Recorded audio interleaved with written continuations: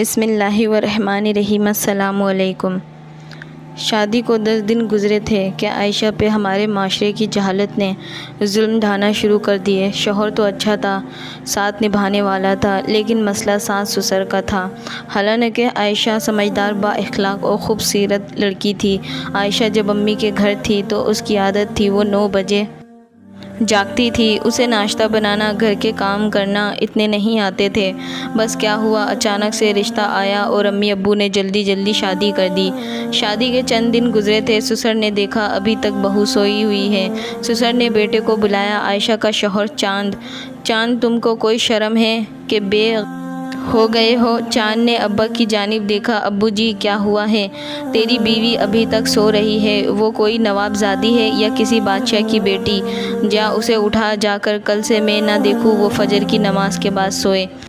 چاند ابا سے اب کیا کہتا، کمرے میں گیا، عائشہ کے چہرے کی جانب دیکھا، وہ پیاری سی شہزادی، خوبصورت معصوم سا چہرہ بے فکر ہو کر سو رہی تھی۔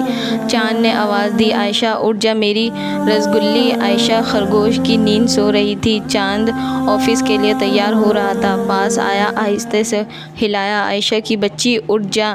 عائشہ نیند میں چلانے لگی، امی کیا ہے آپ کو، مجھے سونے دیں۔ چاند جلدی سے عائشہ کے منہ پہ ہاتھ رکھا، او میری نور جہاں، ابا نے سن لیا نا تو خیر نہیں ہوگی، اٹھ ہوش میں آ۔ عائشہ نے آنکھ کھولی، سامنے چاند کھڑا تھا، ٹائی ہاتھ میں پکڑے۔ عائشہ آنکھ ملتے ہوئے بولی، آپ صبح کہاں چل دیے؟ چاند نے غصے والا منہ بنایا، ٹائم تو دیکھو ذرا میڈم، 9 بجنے والے ہیں، آپ ہیں کہ آنکھ ہی نہیں کھلتی؟ عائشہ مسکرانے لگی، اچھا سوری نا میری جان۔ چاند پاس بیٹھا، عائشہ کے بکھرے بالوں میں ہاتھ پھیرا، پھر آہستہ سے بولا، اچھا سنو عائشہ، کندھے پہ سر رکھ کر، جی چاند۔ چاند پیار سے بولا، جی ابا نے بہت گالیاں دی ہے، قسم سے ابا کہہ رہے تھے اگر کل سے تیری بیوی فجر ٹائم نہ اٹھی تو دیکھنا۔ عائشہ اداس ہو گئی۔ چاند اداسی سمجھ گیا تھا، عائشہ میں جانتا ہوں تم کو عادت نہیں ہے اتنی جلدی جاگنے کی، آہستہ اس گھر کو اور اس گھر کے لوگوں کو سمجھ جاؤ گی، تم پریشان نہ ہو، میں تمہارے ساتھ ہوں نا۔ عائشہ کے دل کو سکون سا ملا، میرا چاند میرے ساتھ ہے۔ چاند آہستہ سے بولا، سنو میں نے تمہارے لیے ناشتہ لا کر رکھ دیا ہے، اب ٹائم سے کر لینا اور بھابھی لوگوں کے ساتھ کام میں ہاتھ بٹانا۔ چاند جانے لگا، عائشہ جلدی سے اٹھی، چاند جی بات سنیں۔ چاند نے مڑ کر دیکھا، عائشہ دوڑ کر سینے سے جا لگی، آئی لو یو میری جان۔ چاند نے ماتھے پہ بوسہ کیا، میری چڑیل اب جا کر منہ دھو لو، کیا بھوتنی بنی ہوئی ہو۔ عائشہ بہت خوش تھی، شاور لیا، پھر ناشتہ کرنے لگی۔ ساس نے آواز دی، مہارانی اٹھ گئی ہو کیا؟ عائشہ کمرے سے باہر گئی، جی امی تم کو کتنی بار کہا ہے صبح جلدی اٹھا کر، لیکن تم کو شرم ہے یا نہیں؟ عائشہ آہستہ سے بولی، امی کوشش کرتی ہوں لیکن پھر نہیں اٹھا جاتا۔ ساس نے غصے سے کہا، ہاں تم سب سے الگ ہو نا، نہیں اٹھا جاتا، جا اب کپڑے دھونے والے پڑے ہیں دھو جا کر۔ دراصل عائشہ کو کپڑے بھی دھونے کہاں آتے تھے، امی ابو کی لاڈلی سی تھی، لیکن اب اسے گھر بسانا تھا، کپڑوں کا ڈھیر لگا ہوا تھا، گھر دیور جیٹھ ان کے بچے سب ملا کر کوئی 17 افراد بنتے تھے، سب کے 2 سوٹ کپڑوں کا ڈھیر تھا، کیسے دھونے ہیں؟ پھر کپڑے دھونے لگی، شام کے 4 بج گئے تھے، مشکل سے کپڑے دھو کر فارغ ہوئی، جسم ٹوٹ رہا تھا، اب یوں لگ رہا تھا جیسے جسم میں جان ہی نہیں، تھک کر ٹوٹ گئی تھی، اب بس وہ بستر پہ لیٹ کر سو جانا چاہتی تھی۔